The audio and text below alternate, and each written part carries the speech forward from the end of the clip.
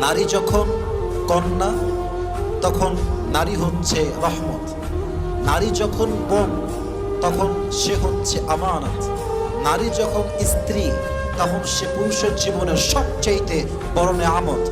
আর নারী যখন মা, ইসলাম বলছে নারী যখন মা, নারী হচ্ছে তখন জান্নাত। সুবহানাল্লাহ পড়েন আপনারা। নারী যখন কন্যা তখন নারী হচ্ছে রহমত। নারী যখন বোন তখন সে হচ্ছে আমানত। নারী যখন স্ত্রী তখন সে পুরুষের জীবনের সবচাইতে বড় নেয়ামত। আর নারী যখন মা, ইসলাম বলছে নারী যখন মা, নারী হচ্ছে তখন জান্নাত। সুবহানাল্লাহ পড়েন আপনারা। নারী যখন কন্যা তখন নারী হচ্ছে রহমত। নারী যখন বোন তখন সে হচ্ছে আমানত।